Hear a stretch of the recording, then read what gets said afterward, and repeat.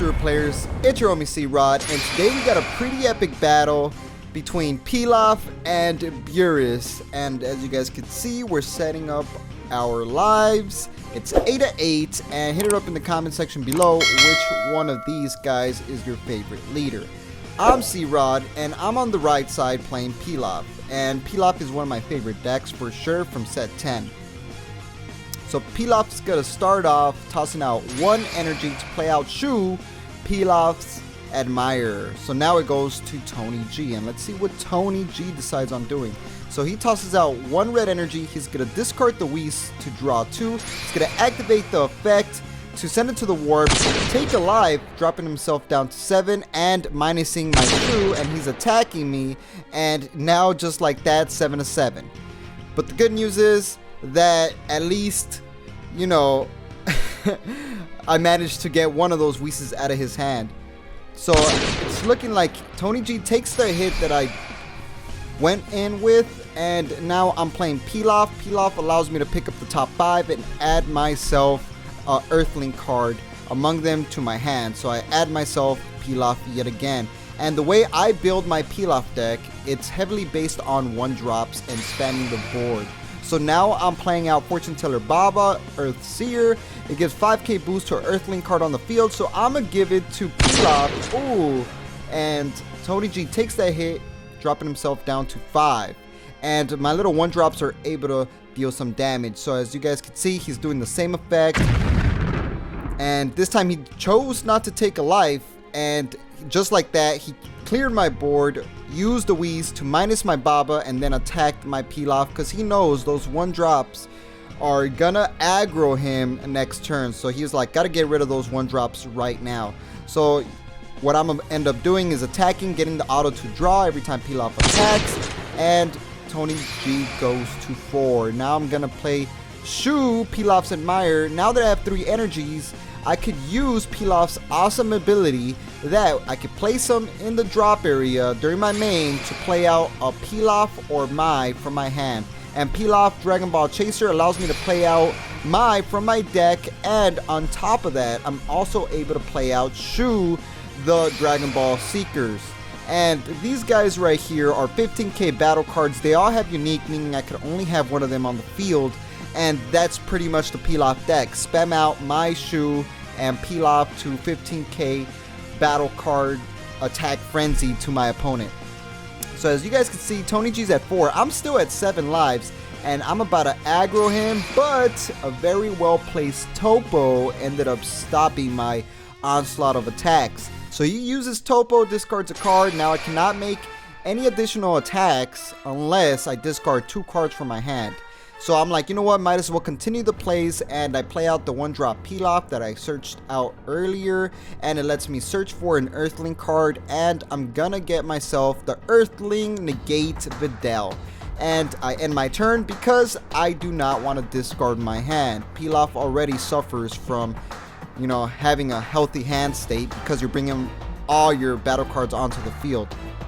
So now let's see what Tony's gonna do. He just took a lot of attacks, and he brings out Super Saiyan Blue Kaioken Son Goku, which KOs everything on the field that's 20k or less on my side of the field. So just like that, he bazookaed, explosioned my entire board. Pretty insane. And now he's gonna pressure me, and boom, just like that, I take that hit, dropping myself down to 6. He's gonna continue the pressure, but I do not want to take a lot of hits, so I'm gonna negate with Videl. It's a negate, and I can play it out onto the field, and this is good in this deck because it allows me to activate my leader's awakening ability because I'll have targets to KO.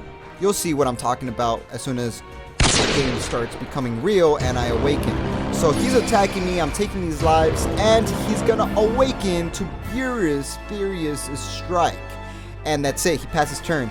So a lot of you guys are like, why would Tony G awaken and not do anything with it? Well, you guys are about to find out. Tony G is an amazing player, but I am playing Vegito Uniset of Might, which I absolutely loved in this deck because Vegito has an amazing ability which gives him 1 marker, as you guys can see, going from 4 to 5. I draw a card, and then I could play out a 2-cost red card from my hand onto the field. And Shu, when I play him, I'm able to bring out Pilaf and Mai for that onslaught of attacks. Hopefully another Kaioken Goku doesn't come out, because that would really suck. So now I'm going to awaken into Pilaf, Shu, and Mai assemble, and he has an awesome effect, which I will definitely showcase in this video. Now I'm going to play Pilaf's Castle because you are in Pilaf's hood, and now we are going to get the ball rolling with this deck. So when I play Pilaf, I choose 2 cards from my hand, place them under my deck, and then I draw 3 cards. But I forgot to draw the additional card because, you know, I forgot. There's so much happening right now. Oh, but he counterplays that with Topo Raich's aid, and I cannot make any additional attacks, and I definitely don't want to make attacks right now because my hand is really low. 2 Topos, that really hurts my deck. I was about to bombard him with lots and lots of attacks. So now let's see what Tony G ends up doing. He's awakened, so now Beerus has an awesome ability.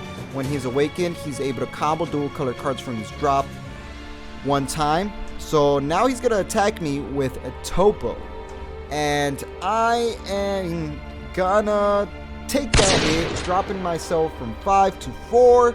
And now he's going in with a Goku, but I combo out the Videl 5k, and I go to 20, surviving that attack. Now let's see what he ends up doing, continuing the pressure with the Topos.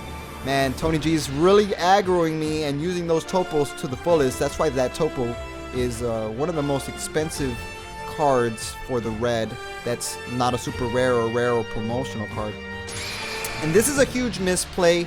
I messed up. We made this video when set 10 barely was announced, so we misread Bulma. We thought that you could bring out a battle card when you combo it and you guys have 8 lives or less total, but it's only during your turn, so that was a huge misplay. I guess you could say it evens out with the Pilaf's Castle since I didn't draw an additional card. So that's, you know, Tony G just ends his turn. He leaves all his energy in active mode, and this is where I'm gonna start taking off. So first things first, I'm activating my Vegito's ability, -2 activate main, and this ability says if my opponent plays any battle cards with skills until the end of his next turn, it goes straight to the drop area. So no special summoning, in essence, no bringing out cards with skills. And Tony G takes the first hit from my leader, and now I'm gonna pressure him. I did this ability with my Vegito so he does not Topo me again. Nobody wants to be Topo 3 times in a row. So I'm attacking him, and I'm gonna combo the Baba, making him 20k attack to Beerus. Now Tony has to survive the onslaught right now. He super combos, and he goes to 20 and minuses my Pilaf, so he survives that attack. Oh no, he goes to 25 and minus my Mai. That's what happened. So I'm gonna use Pilaf's Castle to KO my Mai and get 5k boost to my Shu, making my Shu a 20k attacking card right now. Since Mai got reduced, I was like, you know what, might as well get rid of it.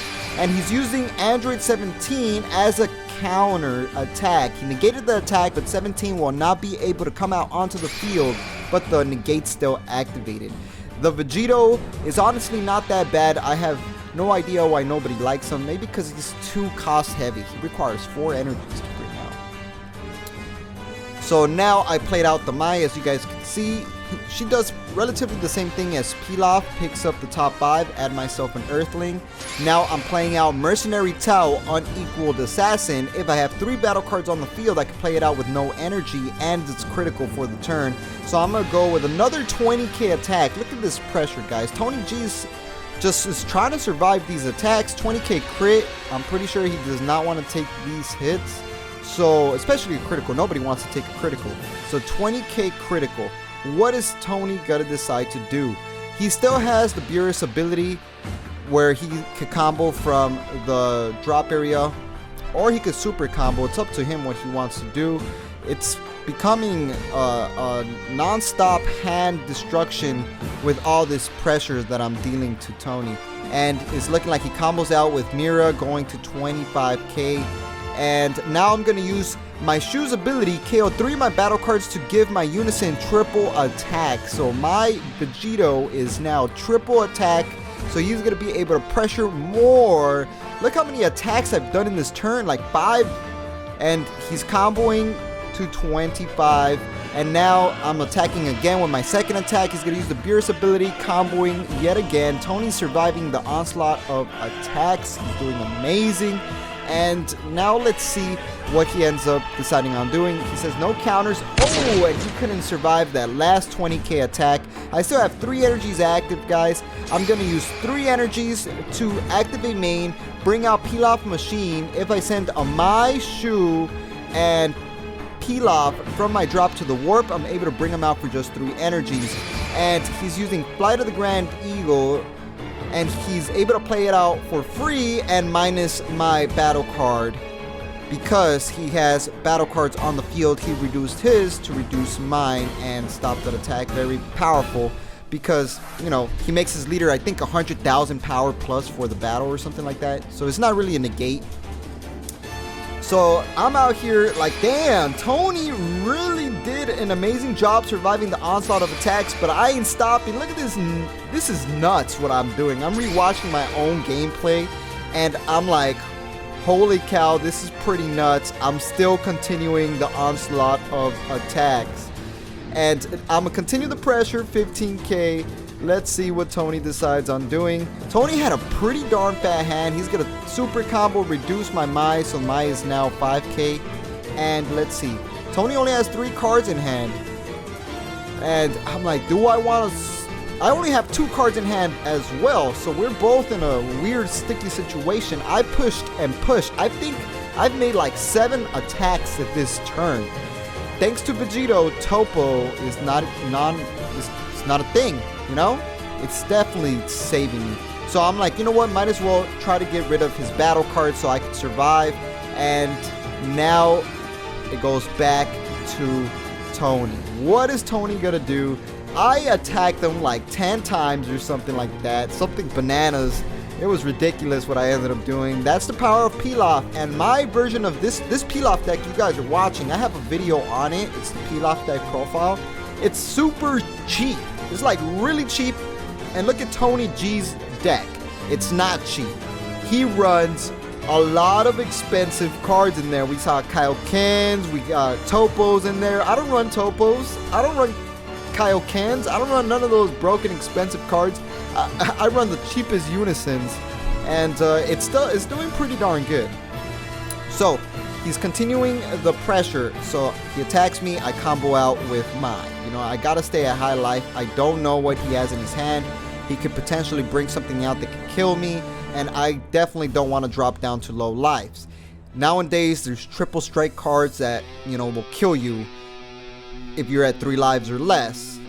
I learned my lesson one time, so I never want to take a life unless I really can't survive that attack. So I take that hit, and now he's going in with Topo. I'm like, I really don't want to take this hit because he could go in with a double strike Champa after that and kill me. So I combo out of that attack, go to 25, 1 card in hand. Tony G could get me right now. He's using Beerus' ability where he taps a blue and a red and a yellow, and then he's able to KO one of my battle cards.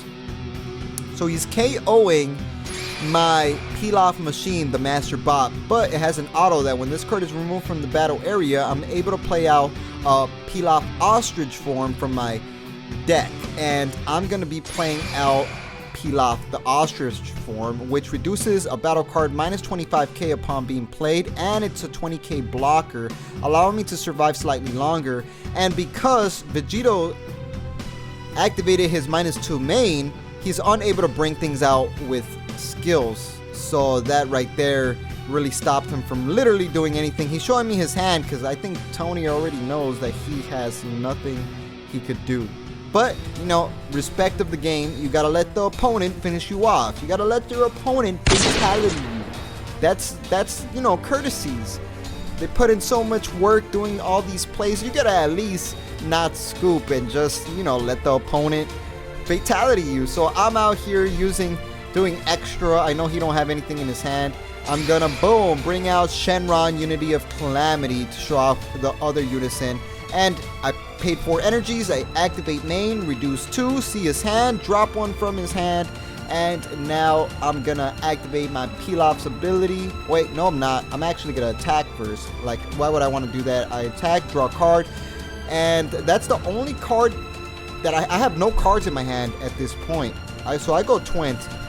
I don't know why I comboed. I literally know that he could combo out of every attack right now. So I shouldn't have comboed, but I think I already know that I won. So because of that, oh, he's comboing out. And then my last attack with Pilaf, and he comboed out of that attack. And then I'm still gonna, fatality. You gotta give your opponent the blessing of fatality. And I'm gonna attack. He has triple attack for no reason. And I got it. That is Pilaf. Super budget, super awesome. Make sure to hit a like on this video if you guys like these type of videos. Subscribe if you are new here. And like we always say, y'all stay super. Peace.